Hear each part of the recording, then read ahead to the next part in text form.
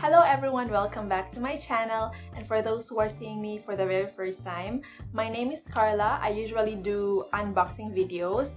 Welcome sa channel ko. I hope everyone is healthy and staying safe. So sa video na ito, I am going to share with you my experience sa pag-apply ko ng work dito sa Singapore, and I will also give you some tips and maybe some ideas on what to expect when you come here to look for a job. So for those of you who are planning to come here to Singapore para maghanap ng work, hopefully after this pandemic, and for those people na naghahanap na ng work online while nasa Philippines pa, I hope this video can help you. I know there are a lot of videos already out there where they are sharing their experiences, they're giving tips, mga strategies nila, but I know each person's experience is different, so I would also like to share with you kung ano yung mga naranasan ko. Before I start, let me give you a brief background of my experience. Parang interview. So I have 8 years experience in total. So for the first 3 years or 3.5 years, I work as a software engineer. After that, I quit being a programmer, being a software developer, and I changed my career to software quality assurance. Ever since until now, I am still a tester. So, yeah, so that's all about my career. Meron talaga mga tao na maswerte when it comes to looking for a job. So, may iba na nasa Pinas pa lang, meron na silang interviews, meron na silang offers from the companies. Meron ding iba na when they got here after a week or two, may job offer na sila. So, unfortunately, I am not one of them. It took me 4 years. It took me 4 years. From the first time I tried to look for a job here, which is 2014. And then, successfully, I got the job on 2018. So, it's not really like, when I say 2014 to 2018, it's not really like I am active applying because, of course, kailangan ko magtrabaho and I have to focus on my current job. So, ganito yung nangyari. So, 2014, nagtaya akong pumunta dito. So, from Accenture, I quit my job. It was very risky. It was very risky for me. I mean, of course, for anyone, diba, you have a good company already and then you let go of that job to find something else wherein hindi naman sure na may job talaga na naghihintay or makakakita ka talaga ng job. But I took the risk last 2014. I think it was about, I think it was July 2014.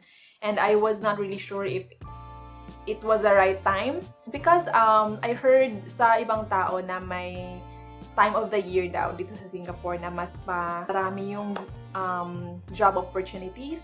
I heard it's February. Sabi nila, I'm not sure if it's true. Usually pag Chinese New Year, yun daw yung mas malaki yung chance na makakakita ka ng work. Kasi marami yung nagre-resign, so maraming slot na nag-o-open sa mga companies. The more resignations, then the more chances for you to get those jobs that were left. So yun yung sabi nila. I'm not sure, it's just what I heard from other people. But yeah, I came here 2014 July. First mistake. Ito yung very first mistake ko. Maybe you can get a lesson from me for this situation. So, I want to come here to Singapore and I want to totally ditch my experience as a software programmer, software engineer, and take another position. I was looking for, I think, gusto kong mag-secretary. Kasi gusto ko ng office job. Kaya gusto ko mag-secretary or something. Basta sa office job. Pero hindi yung software engineer. Kasi ewan ko ha, parang na-burn out talaga ako na nag-software engineer ako. So, parang hindi siya for me. Yung job na yun is not for me. So, I decided to change career. And then, when I came here, I still put on my resume kung ano yung experience ko as a software engineer.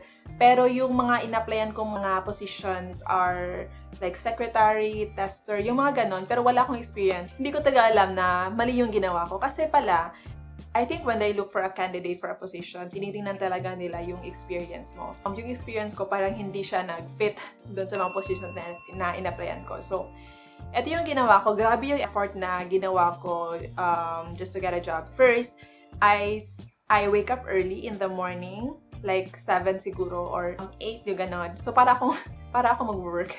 I wake up 7 in the morning and then I send at least 50 resumes, CVs within 8 to 9 a.m. or 7 to 8, 9 a.m. until 11 a.m. So, within that time, kailangan makasubmit ako ng at least 50 CVs to different companies. Every day, every single day, yun yung ginawa ko. Tapos, I also went out to get newspapers. Dun sa newspapers, naghanap ako ng mga openings. So, kung meron dun na gusto kong posisyon, nagsasubmit ako ng CV. Kasi usually email sila eh.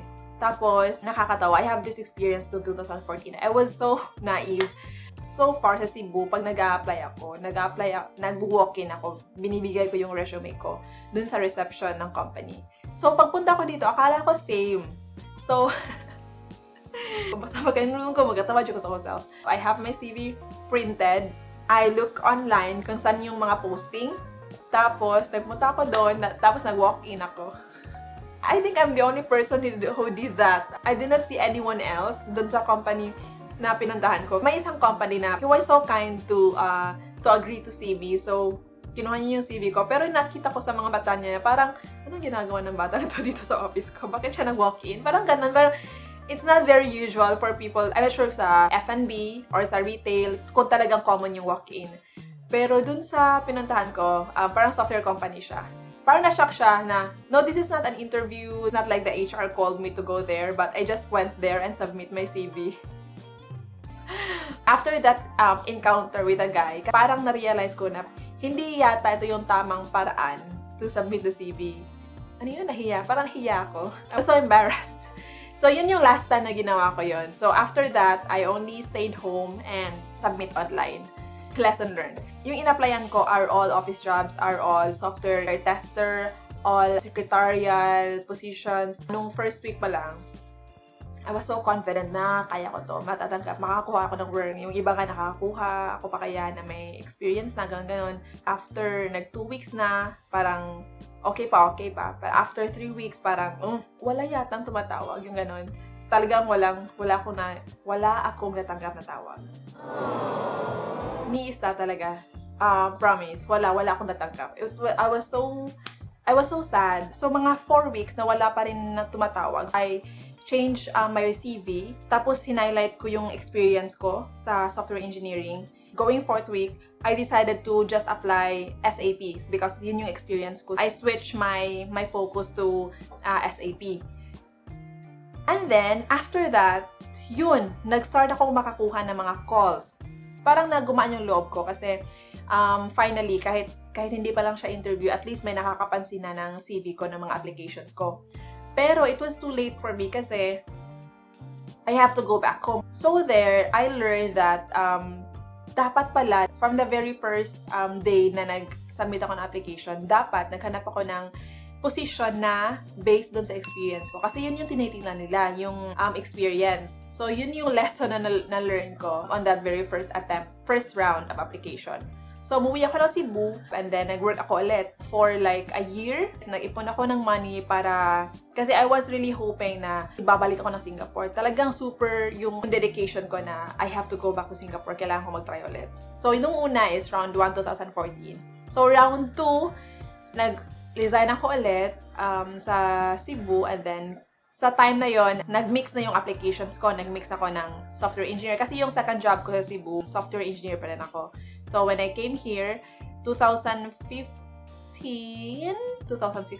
I already changed my strategy. So, gusto ko talagang iwan yung programming. Gusto kong mag-tester kasi hindi talaga kaya ng powers ko na maging programmer forever. I mean, it's not my long-term goal for myself. So, nag-change ako ng strategy. I submit CVs for tester roles and I also submit applications for software engineering roles. I also went to some agency na kinap ako ng agency pero hindi ako nakakuha from that agency, so nasayang yung pera ko. After 1 month of actively looking for a job, hindi pa rin ako nakahanap. So, yung round 2 is failed pa rin. Failed pa rin yung round 2. I went to Cebu again, but I kept my number active para in case na may nakapansin ng CV ko, kahit nakauwi na ako, at least they can still contact me.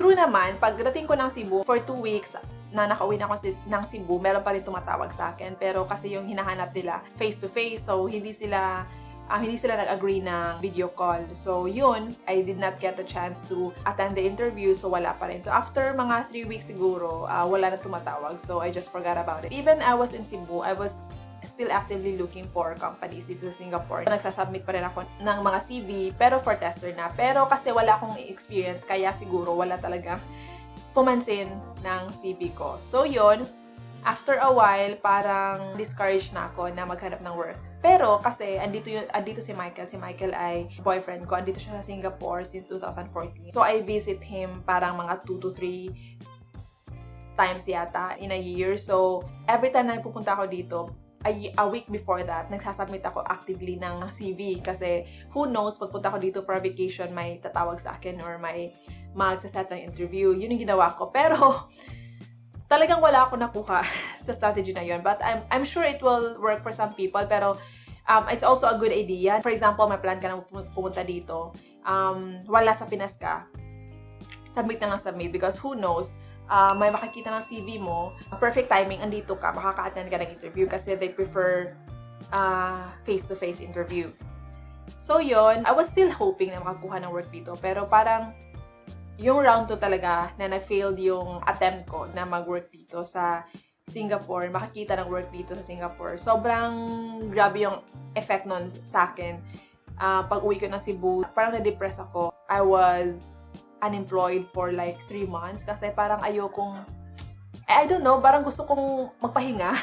Sobrang na-disappoint ako sa sarili ko. Bakit hindi ko nagawa yung ganon? Bakit yung iba kaya nila? Tapos ako hindi ko kaya. So I had a lot of questions sa sarili ko. Bakit ang banga mo?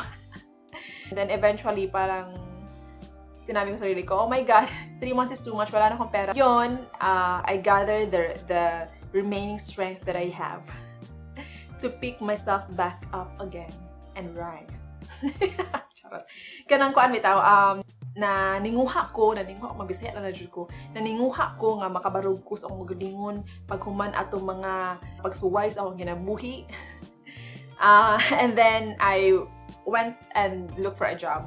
So yun, nakakuha ako ng job as a tester. I was so happy in my company. Grabe yung fulfillment ko sa work ko as a tester. Parang iba talaga yung feeling ko compared dun nung nag-programmer pa ako. So, it's very important for you. Like, it's very important for us to get a job that you are really passionate about. Kasi, I think part siguro nung gustong-gusto kong mag-resign at maghanap ng work sa ibang bansa kasi hindi ko gusto yung ginagawa kong job sa Cebu. Parang, I always look forward to leaving this job and then look for something else that I want. So, yun yung parang nag-udyok sa akin na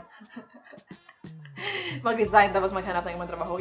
Yung tester na ako talaga, parang medyo nawala sa isip ko na mag-Singapore ulit. Kasi sobrang love ko yung job ko, promise. It was stressful pero happy ako sa ginagawa ko. So, na-accept ko na ang fact na talagang working in Singapore is not for me. So, hindi ako sad for some reasons. I mean, parang talaga yung fulfillment ko sa job ko, nakuha ko na. Kaya parang nakalimutan ko na gusto ko pala mag-work sa Singapore. Yung ganon. I think 2017, mayroong opportunity na dumating. So, I have to go to Dubai para mag full-time photographer. Kasi I was also photographer sa Cebu. Ano lang, yung mga pakonti-konting shoot lang. Tapos mga friends lang, ganon. Yung mga common friends lang na mga client. So, when I got the opportunity to work in Dubai, parang naisip ko na, I think this is something na gusto kong gawin outside of my comfort zone. Gusto kong mag-grow. So, yun tinanggap ko. But, around September, we had to leave Dubai and bumalik na sa Cebu. Wala talaga akong intensyon na maghanap ng work dito sa Singapore. But I was just thinking na, pupunta lang naman ako doon sa Singapore, then might as well try to submit. Pero walang hopes talaga.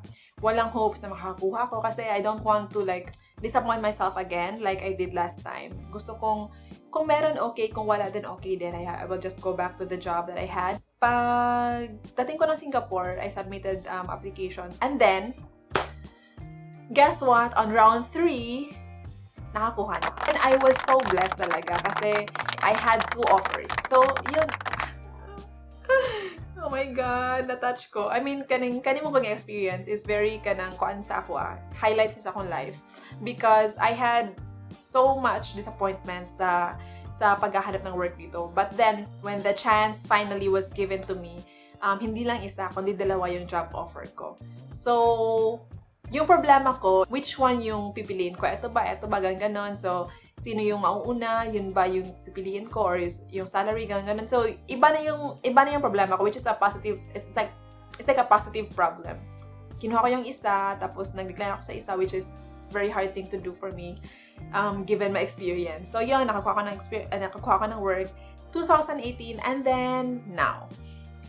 Finally, I have my dream job after 48 years. I am now a software tester here in Singapore. Yung mga online sites na ginamit ko para maka-apply is, eto yung main talaga, Monster, Jobstreet, and Jobs TV. I think I also look for jobs in Facebook kasi may mga companies na nag-post ng job openings nila sa Facebook. While nasa Pinas ka, pwede ka ring mag-scout ng companies na, for example, merong companies na gustong-gusto mong pasukan or list of companies na may mga friends ka. Pwede mo ring search yun ahead kahit nasa Pinas ka pa, and then mag-submit ka ng CV. Or better yet, may mga kakilala ako na may mga friends sila sa company, so nagpapa-refer sila, yung ganon. So, I never had those friends na makaka-refer sa akin.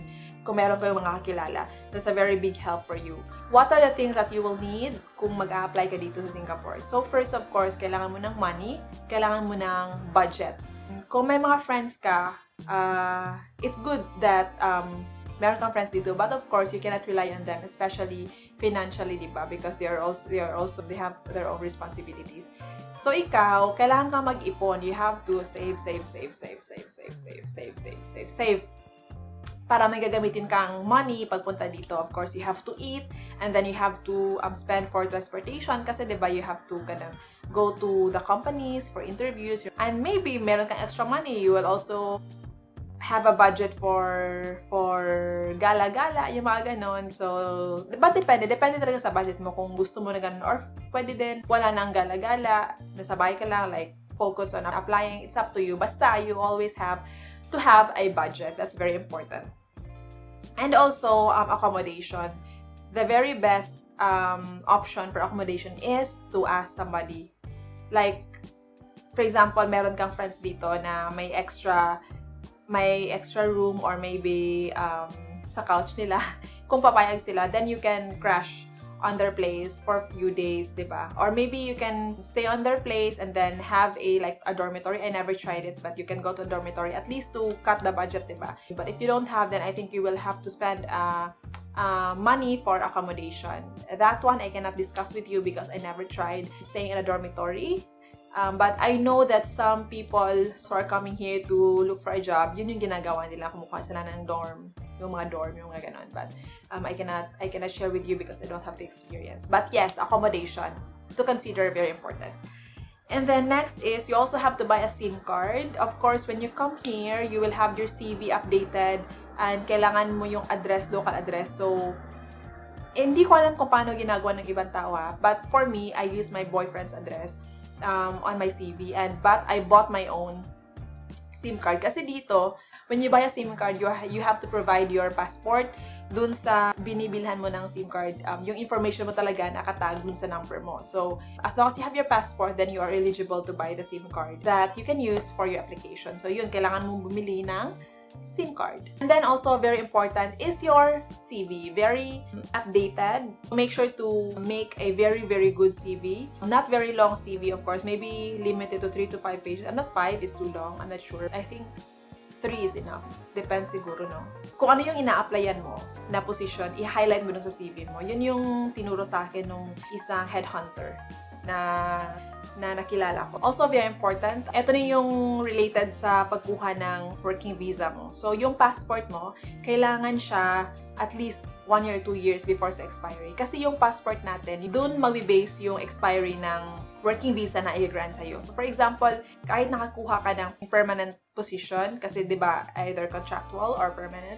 So, kahit nakakuha ka ng permanent job, pero yung CV mo is 8 months na lang. Instead of the company giving you 2 years, nagiging 8 months na lang siya. Kasi yung expiry ng working visa, i-refer nila dun sa passport mo. When you get the job, be positive. When you get the job, Then later on, you will have to process for a new passport, and you also have to process your new working visa. So, medyo hassle siya. That was what happened to me last time. So, let me know if you are interested to hear about that on the comment section below. And I will try to recall everything that I did for the renewal of my passport and the renewal of my working visa. So, yun yung mga bagay na kailangan mong i-prepare kung pupunta ka dito at maghahanap ng work. Yung main strategy ko talaga is apply directly on the company. Hindi ko rin na-try yung iba na may headhunter, yung ganon. May headhunter na nag-contact sa akin, pero hindi niya ako nabigyan ng work. Yung na-mention ko na dalawang employer na interested sa akin, so lahat sila direct hire, permanent position pa. So, medyo naswerte ako dun sa part na yon na hindi siya agency, hindi rin siya headhunter. I'm not sure if it makes a difference kung headhunter or not. Pero yun, yeah. Talagang HR, direct from the company, HR yung nag-hire sa akin. I mean, nag-contact sa akin, nag-send na interview, lahat-lahat. So, meron ding sinasabi nila na if information technology, yung background mo, yung experience mo, yung ganon, mas malaki yung chance mo na makakuha ng work. But, I'm not really sure if it's correct. I mean, it was not a very easy experience for me to finally get the job that I have now. Sobrang ang taas ng pinagdaanan ko bago ako nakakuha ng work dito sa Singapore. So, it's not about my experience. I think it's about swerte. Baka siguro it's really my time. I mean, even though I worked so hard last time for the first round and second round, I worked so hard to find a job, but I did not get because it was not my chance to work here. It has to be for you. It has to be destined. That job, it has to be destined for you para makuha mo. Does that make sense? After so many attempts of applying, yun yung lesson na na-learn ko sa sarili ko na kahit anong try mo, whatever you do, you can only do so much. The rest is not up to you. It's up to him, right? Getting religious here, but yeah, I think you can do everything that you can. You can do all the strategies that you want to do. You can do whatever na kaya mo. Pero at the end of the day, kung hindi para sa iyo, talagang hindi yan para sa iyo. Hindi yan masasa iyo. Hindi yan masasa iyo. Basta kung dili jud na imuha, bisag unsa pa na imong gibuhat, basta di na para imo, then you will never get it.